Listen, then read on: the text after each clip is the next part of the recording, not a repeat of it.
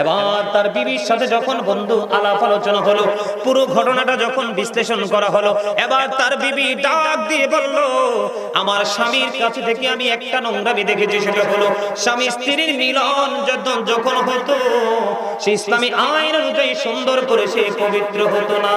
আমার মনে হয় এই কারণে তার কবরের মধ্যে নাপাক জানোয়ার হাজির। আমি বন্ধু মুক্তাসার ভাবে ছোট্ট ছোট্ট করে আপনাদেরকে একটু বুঝিয়ে দিব। তার আগে এক হলো প্রস্রাব করার পরে পবিত্রতা অর্জন না করা। যেমন বিশেষ করে জুমার দিনে আপনি দেখবেন সারাদিন ঘোরাফেরা করবে মানুষ, সময় মতো মসজিদে যাবে না। ইমাম সাহেব খুতবা দেওয়ার সময় হলে মসজিদে চলে যায়, ছোট ছোট করে প্রস্রাব খানায় গিয়েছে, প্রস্রাব করে পানি খরচ করে চলে গেছে।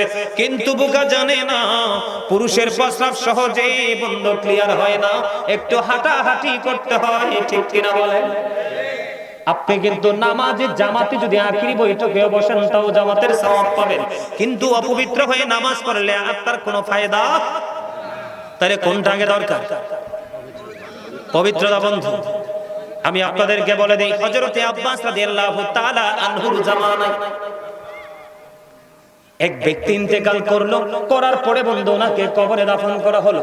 দাফন করার জন্য যখন নিয়ে গেল তার আপন স্বজনেরা, এবার কবরের দিকে চাইয়া দেখে ছোট্ট বিড়ালের আকৃতিতে, কিতাব যেটা প্রমাণ করেছে বিড়ালের আকৃতিতে এক জানোয়ার তার কবরের মধ্যে প্রবেশ করেছে। জোরে বলেন না নাউজুবিল্লাহ। আর জোরে কি? বিড়ালের আকৃতির একটা জানোয়ার তার কবরের মধ্যে প্রবেশ করেছে। হাজার চেষ্টা করার পরে বন্ধু জানোয়ারটাকে সরাইতে পারে না। এবার তারা তাৎক্ষণিকভাবে চিন্তা করলে এই কবরে তাকে দাফন করবো না, নিশ্চয়ই কোনো সমস্যা আছে। আরো একটা কবর বন্ধু খনন করা হলো, আর একটা কবর খনন করার পরে তাকে আবার কবরে নিয়ে যাওয়া হলো দাফন করার জন্য। আবার চাইয়া দেখে ওই যে বিড়ালের আকৃতিতে জানোয়ার, ওই কবরের মধ্যে দেখে আবার ও বিড়ালের আকৃতিতে জানোয়ার এসে প্রেজেন্ট। দুইটা কবর এখান থেকে বন্ধু সরাইতে পারে না। তৃতীয়বার আবার একটা কবর খনন করলো, আবার যখন তার ওই লাশটাকে নিয়ে কবরে চলে গেল, এবার আবার চাইয়া দেখে তার কবরের মধ্যে বন্ধু আরেকটা জানোয়ার বিড়ালের আকৃতিতে। এবার তারা বলতেছে না, কোনো রহস্য আছে, এখানে দাফন করব না।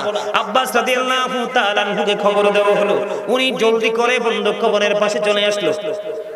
আসার পরে পুরো ব্যাখ্যা বিশ্লেষণ তিনি জানতে পারলেন। জানার পরে তিনি বললেন, তাকে জানোয়ার সহ কবরের মধ্যে দাফন করো। তাকে দাফন কাফন সম্পূর্ণ করে বন্ধু চলে গেলেন। কোথায় চলে গেলেন? ওই বন্ধু তার বাড়িতে। বাড়িতে যাওয়ার পরে খবর নিলেন তার জীবনে কি এমন কর্ম করেছে, একটু খবর নেওয়া দরকার। এবার তার বিবির সাথে যখন বন্ধু আলাপ আলোচনা হলো, পুরো ঘটনাটা যখন বিশ্লেষণ করা হলো, এবার তার বিবি ডাক দিয়ে বলল, আমার স্বামীর কাছে থেকে আমি একটা নোংরামি দেখেছি, সেটা হলো স্বামী স্ত্রীর মিলন যখন হতো সে ইসলামী আইন অনুযায়ী সুন্দর করে সে পবিত্র হতো না।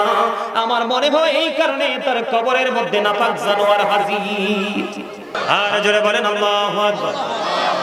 বন্ধুরে আমার, আমি আপনাদেরকে আমাদের আগের একজন নবী ছিলেন, ওনার নাম জানেননি? ঈসা রূহুল্লাহ। আপনার আমার প্রাণের নবী, আপনার আমার প্রাণের নবী পৃথিবীতে কদম বাড়িয়ে দেওয়ার আগে পৃথিবীতে ছিলেন যে নবী ঈসা রূহুল্লাহ, তিনি বাবা ছাড়া বন্ধু পৃথিবীতে এসেছেন। ওনার অনেক বড় মুজিজা আছে, জানেননি? উনি চাইতে দেরি স্বর্গীয় খাবার পৃথিবীতে আসতে দেরি হলো না। ওনার কথার বাইরে গেছে 400 মানুষ বন্ধু একসাথে শুয়োর হয়ে গেছে। 3 দিন পর্যন্ত শুয়োর থেকে তারা শুয়োর অবস্থায় ইন্তেকাল করেছে। ইনি বকরি জবাই করে ভক্ষণ করে খেয়েছে, চামড়া এবং হাড়গুলো একত্রিত করে যখন ওনার আশা দ্বারা টাচ করে বলল, যা বকরি পালে চলে যা, ওই বক্ষিত বকরি আবার জিন্দা হয়ে পালে চলে যায়। ওনার জীবনে এমন মুজিজা আছে বন্ধু, কুষ্ঠ রোগীকে যখন বন্ধু লাঠি দিয়ে মেসেজ করে দিল কুষ্ঠ রোগ ভালো হয়ে গেল। অন্ধ লোককে যখন মেসেজ করে দিল অন্ধ রোগ ভালো হয়ে গেল। ডেড বডি পড়ে আছে, হাতের আশা দিয়ে টাচ করে বলল জিন্দা হয়ে গেল। ওনার জীবনে বন্ধু মুজিজার অভাব দেন। এর মধ্যে একদিন এক ইহুদি এসে বলতেছেন, আল্লাহর নবী গো, আপনি তো মৃত্যু ব্যক্তি জীবিত করতে পারেন, পুরনো কোন মৃত্যু ব্যক্তিকে জীবিত করতে পারবেন কি? এই কথা বলার পরে এবার ঈসা রূহুল্লাহ ডেকে ডেকে বললেন, তুমি বলো আমি কাকে জিন্দা করব? কয় নবী গো, আপনি নূহ আলাইহিস সালামের ছেলে শামকে আপনি জীবিত করুন। কাকে? নূহ আলাইহিস সালামের ছেলেকে আপনি জীবিত করেন, কই চলো। এবার নূহ আলাইহিস সালামের ছেলের স্বামীর কবরের পাশে গেলেন। যাওয়ার পরে বন্ধু উনি জিন্দা হওয়ার জন্য যখন দরখাস্ত করে দিল, শাম জিন্দা হয়ে গেল। জিন্দা হওয়ার পরে ওনার দিকে চাইয়া দেখে ওনার চুল এবং দাড়িগুলো বন্ধু পাইকা সাদা হয়ে যায়। এবার ঈসা নবী একটা ডাক দিয়ে বলল, আপনাদের জামানায় তো মানুষের চুল দাড়িগুলো পাকতো না, আপনার চুল দাড়িগুলো কেন পেকে গেল গো? এবার তিনি উত্তর দিলেন, আমার চুল দাড়ি পেকে যাওয়ার কারণ হলো আমি জানি মানুষ মরার পরে মানুষ কিয়ামতের দিন আবার জীবিত হবে। আমি জানি মানুষ মৃত্যুর পরে কিয়ামতের দিন জীবিত হবে। আমার কাছে মনে হয়েছে কিয়ামত মনে হয় কায়েম হয়ে গেছে, এই জন্য আমাকে পুনরায় আবার ডাকা হয়েছে। এই ভয় এবং এই আতঙ্কে আমার চুল দাড়িগুলো পেকে সাদা হয়ে গেছে। এবার ওনাকে বন্ধু প্রশ্ন করা হলো, আপনি যে মৃত্যুবরণ করেছেন কত বছর হয়েছে? ওনাকে যখন বলল আমার মৃত্যুবরণ করেছে, আমার মৃত্যুর বয়স হলো 4000 বছর। মৃত্যুটাকে কেমন পেয়েছেন? উনি বললেন, আমি 4000 বছর হলো গো মৃত্যুবরণ করেছি, আমি সব ভুলে গেছি, এখনো পর্যন্ত মৃত্যুর যন্ত্রণা ভুলতে পারি না।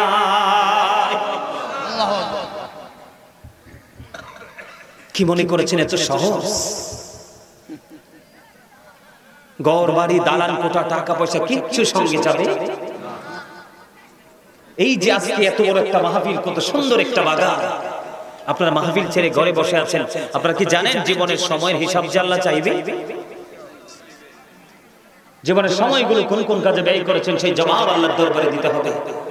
জানেন সেটা?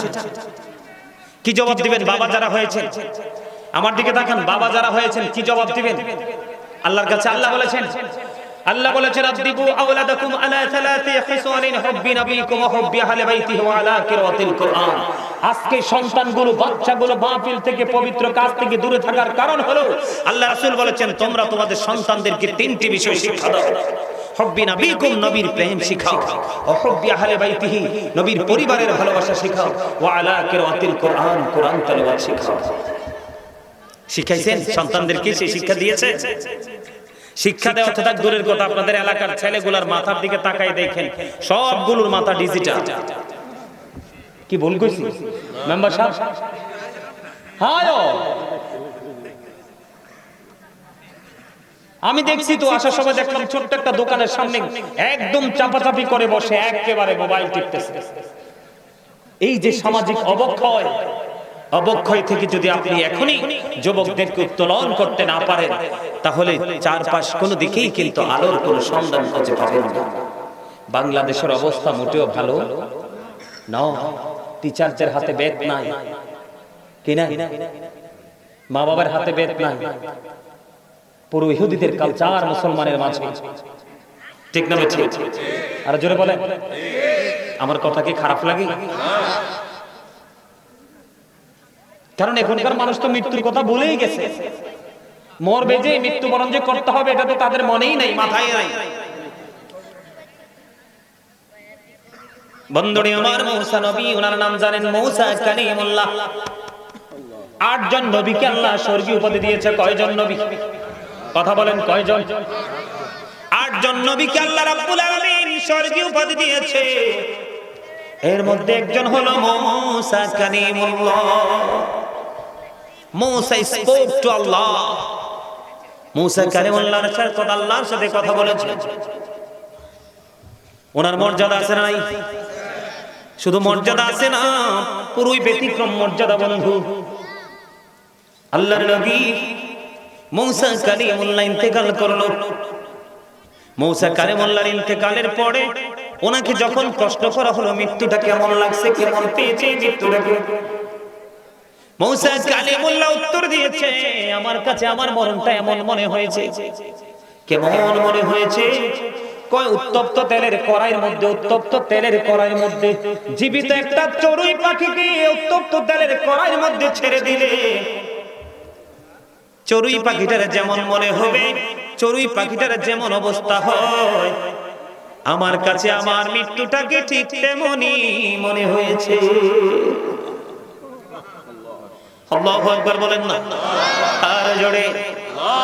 বন্ধুরে আমার, জীবিত একটা চড়ুই পাখিকে তেলের কড়াইয়ের মধ্যে ছেড়ে দিলে কি হবে? একেবারে ভাজা হয়ে যাবে, ভুনা হয়ে যাবে। মুসা কালিমুল্লাহ যদি এমন বয়ান দিতে পারে, তাহলে আমাদের মতো পাপী আমাদের উপায় থাকবে না বন্ধু। থাকবে? এই পাপী মানুষগুলো যখন বন্ধু অনেক বেশি যন্ত্রণার মধ্য দিয়ে তাদের মৃত্যু হবে, মৃত্যুবরণ করার পরে তাদেরকে কোথায় নিয়ে যাওয়া হবে? কথা বলেন না কেন? কোথায় নিয়ে যাওয়া হবে? কবরে বন্ধু। কবরটা তো আরো বড় ভয়ঙ্কর। এটা আপনারা অনেক আগে শুনেছেন, আমরা ছোট থাকতে শুনেছি। কমপক্ষে ৯৯টা সাপ থাকবে পাপীদের সেবার জন্য। কিসের জন্য? সেবা যত্ন করবে, কন্টিনিউ একটার পর একটা সবল মারতে থাকবে। এত বিষাক্ত হবে সাপগুলো রে, পৃথিবীর দিকে যদি মুখটা বের করে যদি নিঃশ্বাস ফালায় সাপগুলো, পৃথিবীর মাটি ওই সাপের নিঃশ্বাসে বিষাক্ত হয়ে যাবে, কখনোই কোনো শস্য জন্ম হবে না। এত ভয়ঙ্কর সাপ কন্টিনিউ সবল মারতে থাকবে বন্ধু, কন্টিনিউ সবল মারতে থাকবে। ওই যে আগে বলেছি, আল্লাহ বলেছেন লা ইয়ামুতু, মরার কোনো সুযোগ নাই, ফিহা ওয়ালা ইয়াহইয়া, বাঁচার কোনো সুযোগ নাই, ওমা হুম আনহা বিগাইবিন, পালিয়ে যাওয়ার কোনো সুযোগ নাই। আমি যদি দুই একটা एग्जांपल দেই, আপনাদেরকে एग्जांपल দেওয়ার দরকার আছে না নাই? বন্ধুরে আমার, আমি আপনাদেরকে একটা एग्जांपल দেব। সেই एग्जांपलটা হলো সাদ বিন মুআয রাদিয়াল্লাহু তাআলা আনহুর ইন্তেকালের পরে ওনাকে যখন কবরে দাফন করা হলো, আমি পাপগুলোকে একটু আইডেন্টিফাই করতে চাই, শনাক্ত করতে চাই। পাপগুলো ঠিক কি ধরনের পাপ আমরা করতে পারি। আল্লাহ রাসূল বলেছেন, হাসতে হাসতে মানুষ এমন অপরাধ করে মাসরিক থেকে মাগরিব পর্যন্ত জাহান্নামের দিকে এগিয়ে যায়। জোরে জোরে কন্না নাউযুবিল্লাহ। আল্লাহর হাবিব বলেছেন, আমি আমার উম্মতগুলোকে মাজায় ধরে ধরে জাহান্নাম থেকে বাঁচাইতে চাই, তারা আমার হাত মুশকে জাহান্নামে পড়ে যায়। সাদ বিন মুআয রাদিয়াল্লাহু তাআলা আনহু ইন্তেকালের পরে জানাজা হলো বন্ধু। জানাজার পরে তাকে কবরে দাফন করা হলো। দাফন করার পরে বন্ধু আমার নবী সাহাবায়ে কেরামদেরকে নিয়ে তার কবরের পাশে দাঁড়িয়ে দাঁড়িয়ে দোয়া করছে, তাসবিহ তাহলিল পাঠ করছে। সাহাবায়ে কেরাম প্রশ্ন করলো, ইয়া রাসূলুল্লাহ, ইয়া হাবিবাল্লাহ, নবী গো, ও প্রাণের নবী, তার কবরের পাশে দাঁড়িয়ে দাঁড়িয়ে দোয়া করা, তাসবিহ তাহলিল পাঠ করার মানে কি? এবার আমার নবী বললেন, সাদ বিন মুআয যেমন একজন আল্লাহ ওয়ালা, এমন ফরেজগার ব্যক্তি ছিলেন, ওনার জানাজায় ৭০,০০০ ফেরেশতা অংশগ্রহণ করেছে। জোরে জোরে করুন আল্লাহু আকবার। নবী, ওনার জানাজায় যদি ৭০,০০০ ফেরেশতা অংশগ্রহণ করে গো, তাহলে ওনার কবরের পাশে দাঁড়িয়ে তাসবিহ তাহলিল দোয়া করার মানে কি? আমার নবী জানিয়ে দিল বন্ধু, তার প্রস্রাব করার পরে ভালো করে পবিত্র হতো না, এই কারণে তার কবরের মধ্যে আযাব জ্বলতেছে। আমার নবী দোয়া করে দিয়েছেন তার কবর আযাব বন্ধ। আপনার সবই ঠিক আছে, কিন্তু কি নাই? পবিত্রতা। লা তুকবালু সালাতুন বিগাইরি তুহুর আলা সাদাকাতিন মিন গালুল, পবিত্রতা ছাড়া ইবাদত কবুল হয় না, হালাল উপার্জন ছাড়া দানও কবুল হয় না। কথা কি বুঝে আসছে আমার বন্ধুরে আমার? এবার আসেন, আমাদের দেশের মধ্যে মানুষ ভাই ভাই ঝগড়া করতে মজা পায় কি পায় না? আরো জোরে বলেন। কি আমাদের দেশে সবচেয়ে বেশি যে প্রতিহিংসামূলক আচরণটা হয় ভাই ভাইয়ের সাথে, পাপ যে পাপী লোক যে কেমন করে পাপ করে, পাপী লোক কাকে বলা হয়? আমি বন্ধু মুক্তাসার ভাবে ছোট্ট ছোট্ট করে আপনাদেরকে একটু বুঝিয়ে দেব। তার আগে এক হলো প্রস্রাব করার পরে পবিত্রতা না, পবিত্রতা অর্জন না করা। যেমন বিশেষ করে জুমার দিনে দেখবেন, আপনি দেখবেন সারাদিন ঘোরাফেরা করবে মানুষ, সময় মতো মসজিদে যাবে না। ইমাম সাহেব খুতবা দেওয়ার সময় হলে মসজিদে চলে যায়, ছোট ছোট করে প্রস্রাব খানায় গিয়েছে, প্রস্রাব করে পানি খরচ করে চলে গেছে। কিন্তু বোকা জানে না, পুরুষের প্রস্রাব সহজে বন্ধ ক্লিয়ার হয় না, একটু হাঁটাহাঁটি করতে হয়। ঠিক কিনা বলেন? আপনি কিন্তু নামাজে জামাতে যদি আখিরি বৈঠকে বসেন, তাও জামাতের সওয়াব পাবেন, কিন্তু অপবিত্র হয়ে নামাজ পড়লে আর তার কোনো ফায়দা। তাহলে কোনটা আগে দরকার?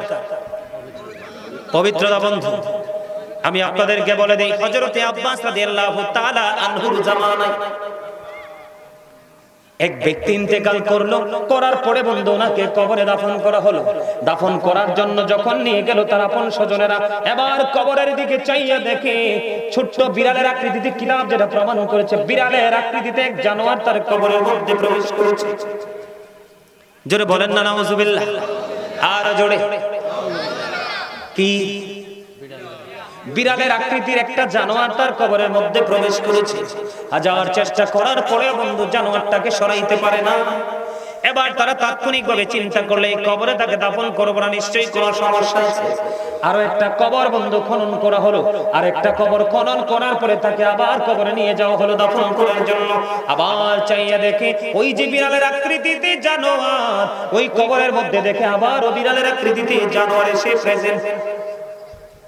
দুইটা কবর এখান থেকে বন্ধু সরাইতে পারে না। তৃতীয়বার আবার একটা কবর খনন করলো। আবার যখন তার ওই লাশটাকে নিয়ে কবরে চলে গেল, এবার আবার চাইয়া দেখে তার কবরের মধ্যে বন্ধু আরেকটা জানোয়ার বিড়ালের আকৃতিতে। এবার তারা বলতেছে না, কোনো রহস্য আছে, এখানে দাফন করব না। আব্বাস রাদিয়াল্লাহু তাআলা আনহুকে খবর দেওয়া হলো। উনি জলদি করে বন্ধু কবরের পাশে চলে আসলো। আসার পরে পুরো ব্যাখ্যা বিশ্লেষণ তিনি জানতে পারলেন। জানার পরে তিনি বললেন, তাকে জানোয়ার সহ কবরের মধ্যে দাফন করো। তাকে দাফন কাফন সম্পূর্ণ করে বন্ধু চলে গেলেন কোথায়? চলে গেলেন ওই বন্ধু তার বাড়িতে। বাড়িতে যাওয়ার পরে খবর নিলেন তার জীবনে কি এমন কর্ম করেছে, একটু খবর নেওয়া দরকার। এবার তার বিবির সাথে যখন বন্ধু আলাপ আলোচনা হলো, পুরো ঘটনাটা যখন বিশ্লেষণ করা হলো, এবার তার বিবি ডাক দিয়ে বলল, আমার স্বামীর কাছে থেকে আমি একটা নোংরামি দেখেছি, সেটা হলো স্বামী স্ত্রীর মিলন যখন হতো সে ইসলামী আইন অনুযায়ী সুন্দর করে সে পবিত্র হতো না। আমার মনে হয় এই কারণে তার কবরের মধ্যে নাপাক জানোয়ার হাজির।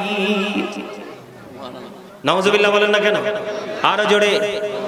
বন্ধুরে আমার, আমি আপনাদেরকে বলে দেই, এই পৃথিবীর পবিত্র ভূমি সর্বপ্রথম নোংরা করেছে বন্ধু কাবিল। এটা আলেমরা জানে। হাবিলকে হত্যা করেছে কাবিল নারীর লোভের কারণে। কিসের কারণে? আদম ও সাফিউল্লাহ মা হাওয়ার সাথে বিয়ে হয়েছে, তারা স্বামী স্ত্রী।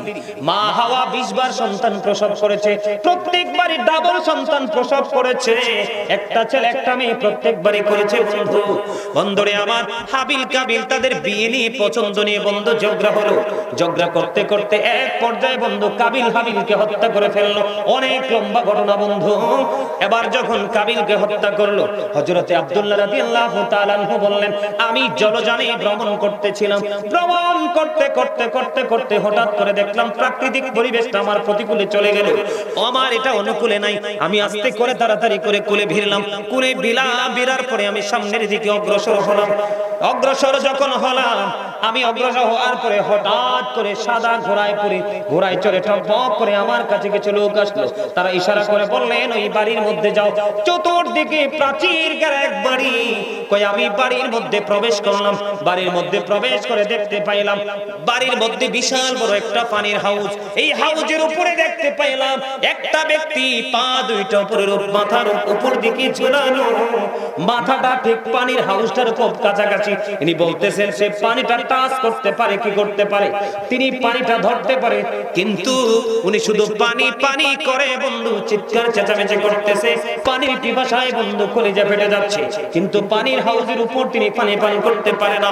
হযরতে আব্দুল্লাহ রাদিয়াল্লাহু তাআলা আনহু বললেন, আমি একটা পেয়ালা দিয়ে পানি যখন তার দিকে নিয়ে যাচ্ছিলাম, আমার হাতের এই কবজি পর্যন্ত কি হয়ে গেল, অবশ হয়ে গেল। আমি হাজার চেষ্টা করে তাকে পানি পান করাতে পারলাম না। এবার তাকে প্রশ্ন করলাম, তুমি কে? এবার তিনি উত্তর দিলেন, আমি হলাম আদম আলাইহিস সালামের ছেলে কাবিল। কই তোমার এই অবস্থা কেন? কই আমার এই অবস্থার কারণ হলো আমি নারীর লোভে পড়ে আল্লাহর হুকুমকে অমান্য করে পৃথিবীর পবিত্র ভূমিকে সর্বপ্রথম আমার ভাইয়ের রক্তে আমি লাল করেছি, তাকে হত্যা করেছি। জোরে জোরে বলুন নাউজুবিল্লাহ। কই আমি পানি পানি করছি, পানির পিপাসায় আমার কলিজা ফেটে যাওয়ার উপক্রম হলো, অথচ আমি পানির হাউজের উপর ঝুলন্ত আছি, কিন্তু পানি পান করতে পারছি না। জোরে জোরে বলেন নাউজুবিল্লাহ। এরকম পাপ আমাদের মাঝে আছে না নাই? আরো জোরে বলেন না কেন? বন্ধুরে আমার, আল্লাহর হাবিব স্বপ্নযোগে আল্লাহর হাবিব স্বপ্নের ব্যাখ্যা দিতে গিয়ে সাহাবায়ে কেরামদেরকে বললেন, আমাদের মধ্যে সুদ আছে না নাই? কথা বলে না। আরে ভাই বলেন না, সুদ খায় কি খায় না? হাদিস শরীফের মধ্যে এসেছে যে ব্যক্তি সুদ খাইলো সেই যেন তার মায়ের সাথে জিনা করলো। এত ভয়ঙ্কর পাপ। মায়ের সাথে জিনা করা তো থাক দূরে, পাগল যদি হয় সন্তান, মায়ের দিকে যদি কোনো পাগল যদি কুনজর দেয়, ওই পাগল সন্তান ওই অসভ্যর চোখ দুইটা তুলে ফেলবে। ঠিক কিনা বলে?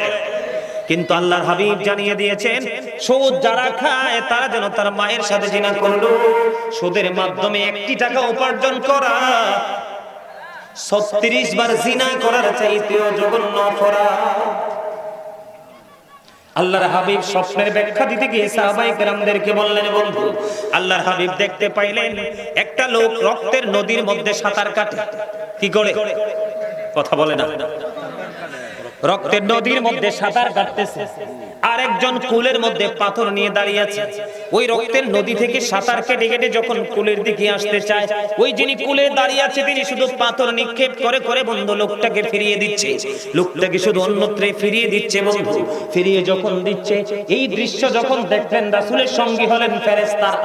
আল্লাহর হাবিব বললেন, স্বপ্ন যুগে আমি পরিদর্শন করতেছি, ফেরেশতা আমাকে নিয়ে বলল, আল্লাহর হাবিব চলেন ভ্রমণ করব। আমি ভ্রমণে গিয়ে দেখলাম এই দৃশ্য। তখন আমি ফেরেশতাদেরকে প্রশ্ন করলাম, এই যে রক্তের নদীর মধ্যে সাঁতার কাটে রে, ওই মানুষটা কে রে?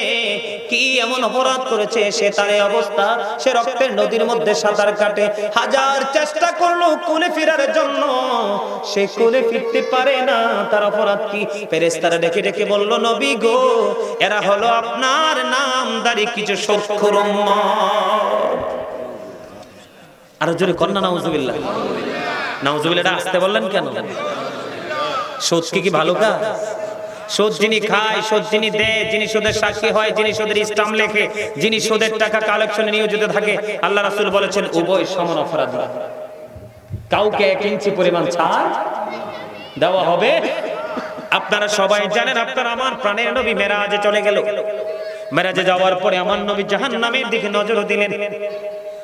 একটা সম্প্রদায়কে নবীজি দেখতে পাইলেন, এক একজনের পেট এক একটা ঘরের মতো বড় বড়। কিসের মতো?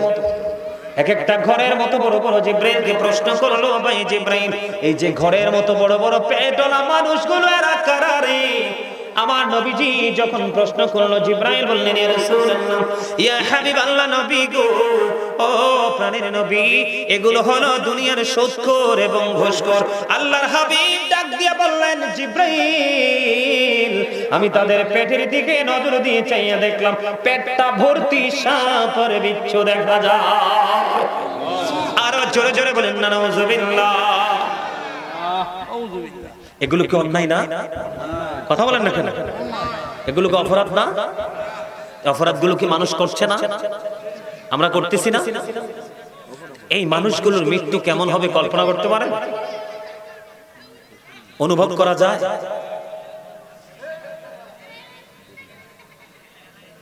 অন্যায় অপরাধের আমাদের মাঝে কোনো শেষ আছে? নারী পুরুষ এমন পাগল হবে, আল্লাহর প্রিয় যারা আল্লাহকে ভয় করেছে, তওবা করেছে, নির্জনে আল্লাহর গোলামি করেছে, ওই বান্দাগুলোর জন্য আল্লাহর আরশের ছায়া থাকবে, আর বাকিগুলো পাগল হয়ে যাবে। নারী পুরুষ উভয় উলঙ্গ থাকবে। কি থাকবে? নারী পুরুষ উভয় ল্যাংটা থাকবে, উলঙ্গ থাকবে। মা আয়েশা সিদ্দিকা রাদিয়াল্লাহু তাআলা আনহা প্রশ্ন করল, ইয়া রাসূলুল্লাহ, ইয়া হাবিবাল্লাহ, নবী গো, নারী পুরুষ উভয় ল্যাংটা থাকবে, উলঙ্গ থাকবে গো, একজন কি আরে একজনের দিকে নজর দিবে না? আমার নবী বললেন, আয়েশা রে, এত ভয়ঙ্কর হবে রে কাল হাসরের ময়দান, কেউ কারো দিকে নজর দেওয়ার মতো কোনো সুযোগ থাকবে না, এতটাই ভয়ঙ্কর হবে। আপনারা জানেন না বন্ধু, আমরা অনেকেই জানি না বন্ধু, ফুলছেরাতের পোলটা 30,000 বছরের রাস্তা। কত হাজার? 30,000 বছরের রাস্তা। এটা চুলের চাইতে চিকন হবে, হীরার চাইতে দার হবে। এই পৃথিবীর বুকে এত বেশি অন্যায় করতেছে মানুষ, এত বেশি অপরাধ করতেছে বন্ধু, তারা ফুলছেরাতের পুল কোনোভাবে পার হতে পারবে না। ও বন্ধু, ফুলছেরাতের পুলের উপর উঠতে দেরি রে, আল্লাহর কুদরতি হাত দিয়ে ধাক্কা দিয়ে তাদেরকে জাহান্নামে ফেলে দিবে। আপনারা জানেন না, কোথাও থাকবে বন্ধু জাহান্নামীদের নিংড়ানো লিকুইড জিনিস, কোথাও থাকবে ঘাম, কোথাও থাকবে বন্ধু হাহাকার, কোথাও থাকবে চিৎকার চেঁচামেচি। জাহান্নাম মানে ভয়ঙ্কর এক পরিবেশ, এক ভয়ঙ্কর এক পরিবেশ পরিস্থিতি বন্ধু। কাউকে বন্ধু কারো কারো নিকটবর্তী থাকবে জাকুম, কারো কারো নিকটবর্তী থাকবে তিনাতুল খাবাল, কারো কারো নিকটবর্তী কারো মাথার উপর উত্তপ্ত গরম পানি ঢালা হবে, কারো পেটের মধ্যে আবার বন্ধু গরম পানি বক্ষণ করানো হবে। এতটাই উত্তপ্ত, চতুর্দিকে বন্ধু শুধু হাহাকার, চতুর্দিকে শুধুই বন্ধু হাহাকার, হতাশ হওয়ার মতো সেই পরিস্থিতি। কিন্তু যারা আল্লাহর প্রিয় হবে, আল্লাহর প্রিয় গোলাম হয়ে যারা কবরে যাবে, তাদের জন্য কোনো ভয়ঙ্কর পরিস্থিতি নেই। তাদের প্রত্যেকটা ধাপ, প্রত্যেকটা স্টেপ তাদের হবে নিরাপদ। জোরে জোরে বলুন না সুবহানাল্লাহ। আরেকটু মহব্বতে, আপনারা জানেননি এই যে মানুষগুলো যারা অপরাধী, যারা পাপী, যারা নোংরা কাজ করতে বেশি পছন্দ করে বন্ধু, ওই মানুষগুলোর জন্য এতটাই ভয়ঙ্কর হবে, এতটাই প্রতিকূল হবে অবস্থা। আল্লাহর হাবিব জানিয়ে দিয়েছেন, একেবারে সর্বনিম্ন কম আযাব যারা ভোগ করবে রে, একেবারে ছোট্ট আযাব যারা ভোগ করবে, তাদেরকে আগুনের এক জোড়া জুতা পরিয়ে দেওয়া হবে। ওমা নাউজুবিল্লাহ বলেন না, কি হয়ে যাবে? আগুনের এক জোড়া গোস্ত। ঈদের দিন, কুরবানি ঈদের দিন মুসলমানের ঘরে ঘরে বেশি গোস্ত রান্না হয়, গরিব হোক ধনী হোক সবার ঘরে, ঠিক না ঠিক?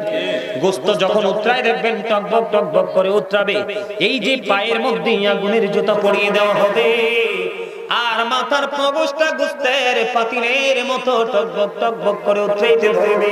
বন্ধু এই যে শুরুতে বলেছি, বাঁচতেও পারবা না, মরতেও পারবা না, এখান থেকে পালিয়ে যেতেও পারবা না। বন্ধুরে আমার দিকে তাকান বন্ধু, একটু মন দিয়ে শোনেন। আমি আগেই বলেছি, ওয়াজ কিন্তু সব মানুষের জন্য নয়, বিবেকবানদের জন্য।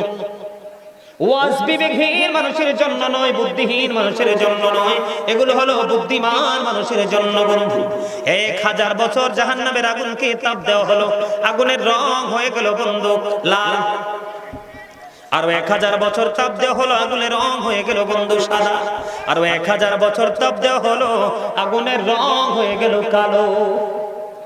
এক এক করে 3000 বছর উত্তপ্ত করে এই জাহান্নামের আগুনটাকে রেডি করা হয়েছে বন্ধু পাপীদের জন্য।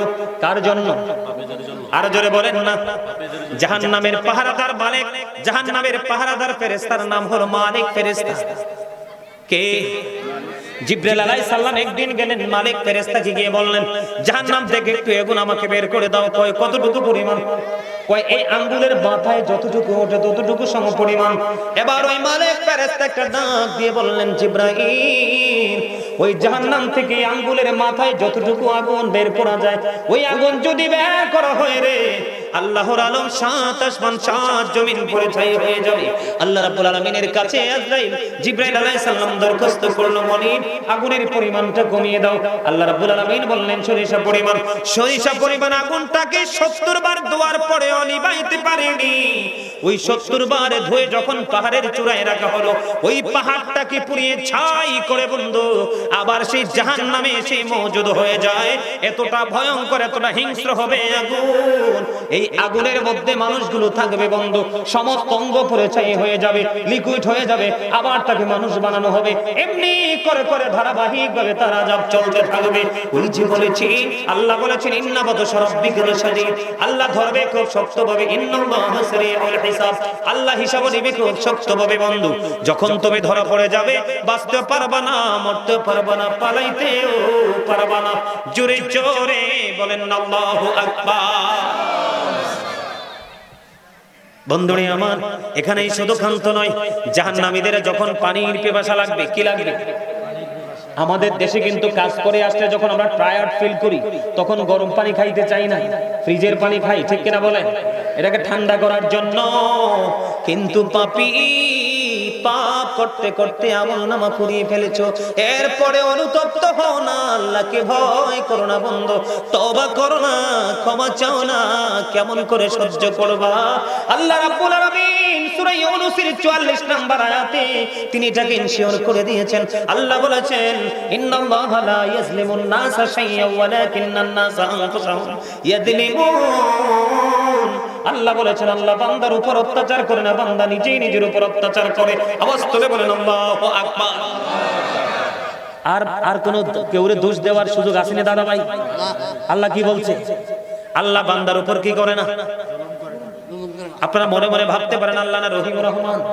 শুধু রহিম রহমান মুখস্থ করলে চলবে না, আল্লাহর আরেকটা নাম আছে কাহ্হার। কি? আরো জোরে বলেন না কেন? আল্লাহ কি বলেছে? সূরা ইউনূস 44 নম্বর আয়াত। বাড়ির যে তালাশ করবেন অথবা আপনাদের মসজিদে ইমাম সাহেবকে প্রশ্ন করবেন, হুজুরে বললে গেছে এটা। আল্লাহ বলেছেন আল্লাহ বান্দার উপর কোনো জুলুম করে না, অত্যাচার করে না, বান্দা নিজেই নিজের উপর অত্যাচার করে। আল্লাহ বলেছেন যারা অত্যাচারী রে তোমরা কান খুলে শুনে রাখো, আল্লাহু লা ইউহিব্বুজ জালিমিন। আল্লাহ রাব্বুল আলামিন বলেছেন জালেম যখন বিপদে পড়বে, তাদের পুরো পরিবার যখন তাদের প্রতি করে চলে যাবে, আল্লাহ বলেছেন বান্দা মনে রেখো গো আমি তোমাদের জন্য কোনো সাহায্যকারীও রাখবো না। জালেমরা যখন বিপদে পড়ে আল্লাহ তাদের জন্য কোনো সাহায্যকারীও বরাদ্দ, কথা বলেন না কেন? তাদের জন্য কোনো সাহায্যকারী কি নাই? কে বলেছে?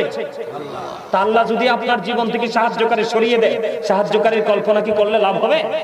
কথা বলেন না কেন? বন্ধুরে আমার, এই জন্য বলতেছি একটু সাবধান হও, একটু সচেতন হও। দুনিয়ার পিছে ছুটবে, দুনিয়ার যখন কাজ করা প্রয়োজন তখন করবে, যখন তুমি আল্লাহর গোলামি করার দরকার তখন করবে। যেমন আজকের এই দিনটাই গ্রামবাসীর জন্য উত্তম ছিল এই মাহফিলকে বরণ করা। কথা বলেন না কেন? বন্ধুরে আমার দিকে নজর দিয়ে তাকান। যখন পানির পিপাসায় বন্ধ করে যে ফেটে যাবে, আল্লাহর হাবিব জানিয়ে দিয়েছেন উত্তপ্ত গরম পানি তাদেরকে একটা হাদিসের মধ্যে এসেছে মাথা দিয়ে ঢেলে দেওয়া হবে, আর একটা মধ্যে এসেছে তাদেরকে খাওয়ানো হবে। এতটাই উত্তপ্ত হবে নিচে দিয়ে সব কিছু বন্ধু লিকুইড হয়ে বের হয়ে যাবে। ওই যে জুস কান্না জুস, কথা বলে না, জুসের মতো হয়ে বন্ধ বের হয়ে যাবে। বাঁচার সুযোগ নাই, মরার সুযোগ নাই, পালিয়ে যাওয়ার কোনো সুযোগ নাই। আল্লাহর হাবিব আরো বলেছেন তাদের জন্য খাবারের ব্যবস্থা করে রেখেছেন। কোরআনে এসেছে সেই খাবারটা হলো বন্ধু যজ্ঞম। কি? মুখের কাছে আনতে দেরি দাঁতগুলো খসে পড়ে যাবে, ভিতরে যাইতে দেরি সব কিছু বন্ধু একেবারে লিকুইড হয়ে বের হয়ে যাবে। এখানে শুধু ক্ষান্ত নয়, আল্লাহর হাবিব বলেছে, আল্লাহর হাবিব বলেছেন পাপীদের জন্য আরেকটা খাবার বরাদ্দ করা আছে, সেটার নাম হলো বন্ধু তিনাতুল খাবার। ইয়া রাসূলুল্লাহ, ইয়া হাবিবাল্লাহ, নবী গো এই তিনাতুল খাবারটা কি গো নবী? আমার নবী বলেছেন আরেকটা জাহান্নামীর রক্ত পুজ অথবা ঘাম। জোরে কন্না নাউজুবিল্লাহ। আরে আরো জোরে বলেন না নাউজুবিল্লাহ। কই যাব তখন আমরা? আছে মরার জায়গা আছে, বাসার জায়গা আছে, পালাবার জায়গা আছে, কিচ্ছু তো নাই।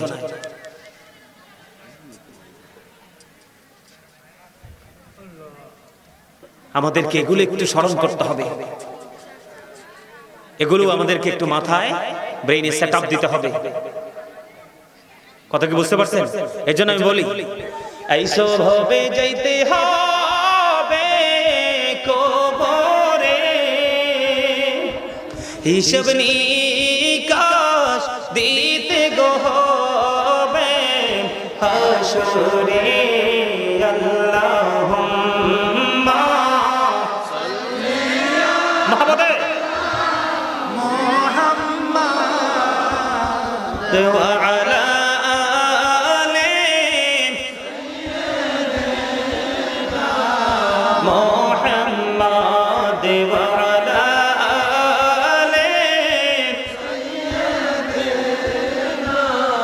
মুহাম্মাদ। করে বাবা হরি করে বা ঘর করে বাকি যুখনি চলিয়ার যাবে প্রাণ পাখি। আল্লাহুম্মা সাল্লি আলা মুহাম্মাদ ওয়া আলা আলি সাইয়্যিদিনা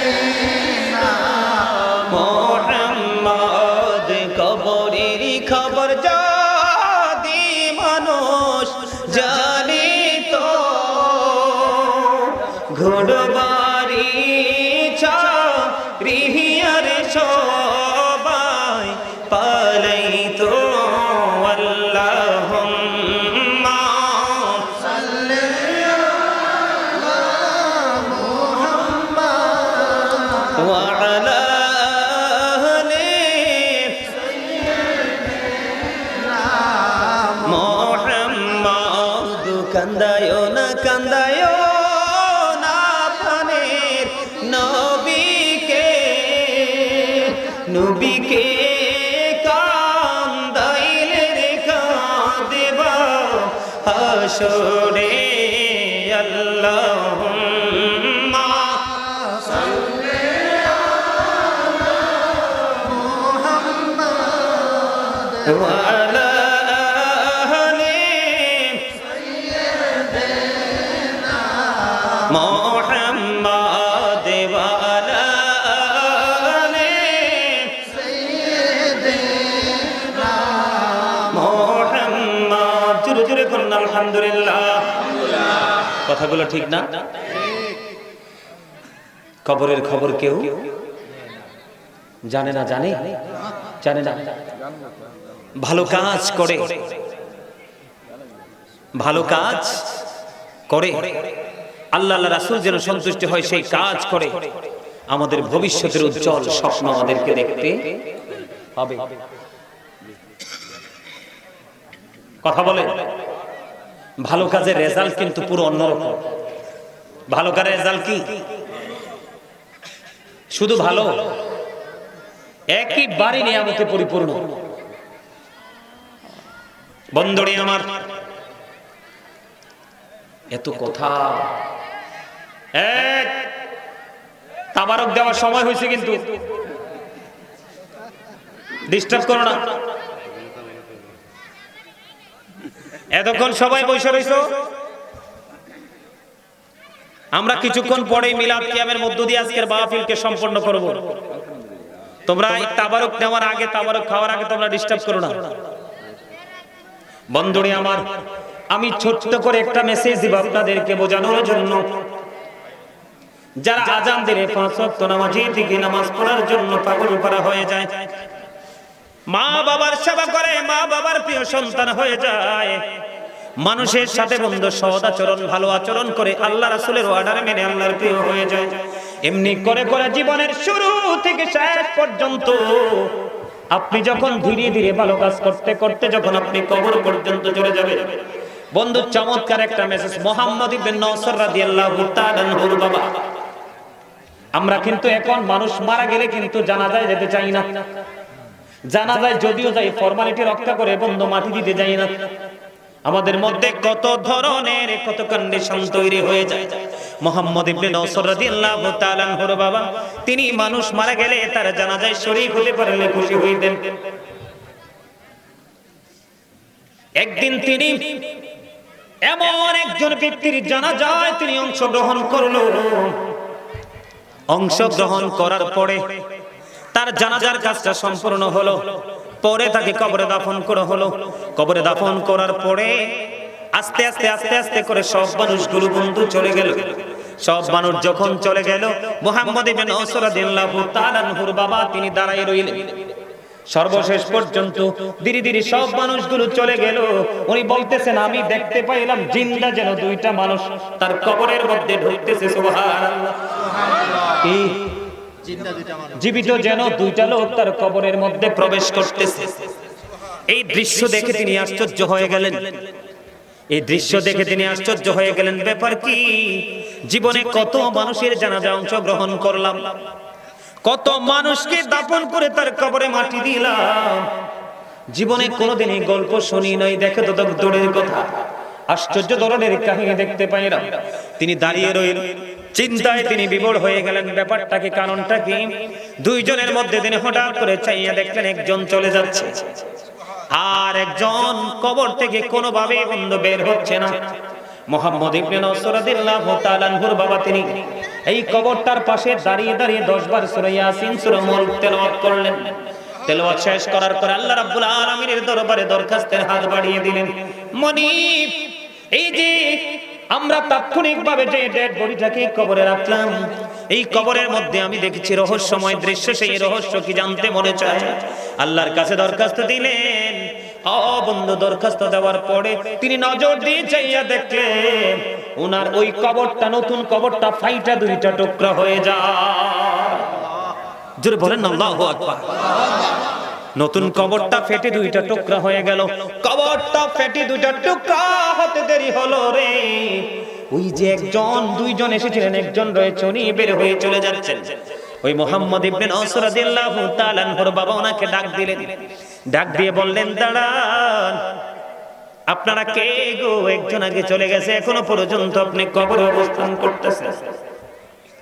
এবার তিনি বললেন, আমরা পৃথিবীর কোন সাধারণ মানুষ নই, আমরা দুনিয়ার কোন মানুষ নয়, আমরা আল্লাহ রাব্বুল আলামিনের পক্ষ থেকে আল্লাহর প্রিয় বান্দার কবরে এসেছি। আমরা দুইজন ফেরেশতা, একজন অনেক আগে চলে গেছে, এখনো পর্যন্ত আমি কবরের মধ্যে অবস্থান করতেছি। কেন এসেছে? যিনি আজকে ইন্তেকাল করেছে উনি হলেন আল্লাহর প্রিয় বান্দা। আল্লাহ রাব্বুল আলামিন বলেছে, যাও আমার প্রিয় বান্দার কবরে তোমরা চলে যাও। যদি সে প্রশ্নের উত্তর দিতে না পারে রে, তোমরা তার প্রশ্নের জবাবগুলো শিখিয়ে দিও।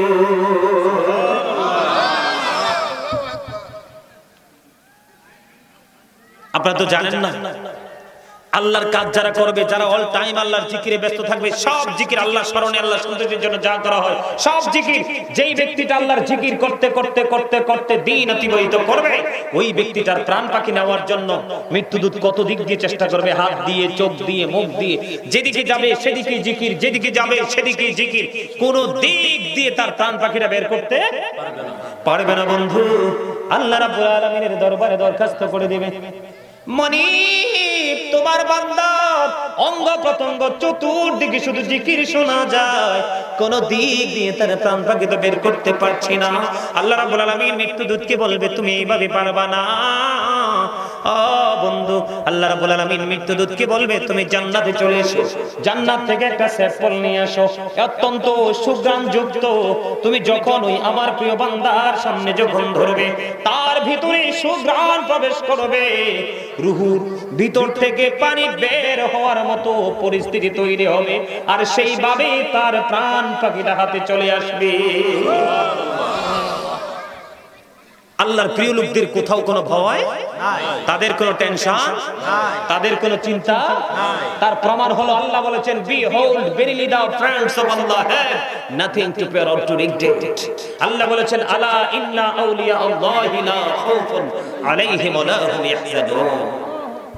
আপনারা তো জানেন না, হাদিস শরীফের মধ্যে এসেছে, আল্লাহ রাসূল বলেছেন, আল্লাহ রাব্বুল আলামিন চায় না আল্লাহর প্রিয় বান্দা পৃথিবীতে থেকে কষ্ট পাক, আর আল্লাহর প্রিয় বান্দা চায় না মৃত্যুবরণ করতে। তার মানে আল্লাহর যারা প্রিয় হয়ে গেছে, কেউ কি চায় মরতে?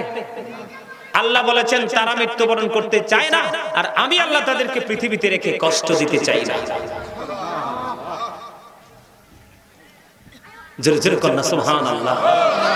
সম্মানিত উপস্থিতি, এখনো সময় আছে, এখনো সময় আছে আমাদের ক্ষমা চাওয়ার, তওবা করার, আল্লাহ রাব্বুল আলামিনের দিদার পর্যন্ত পৌঁছে যাওয়ার। সময় কিন্তু শেষ, সময় কিন্তু শেষ হয়নি।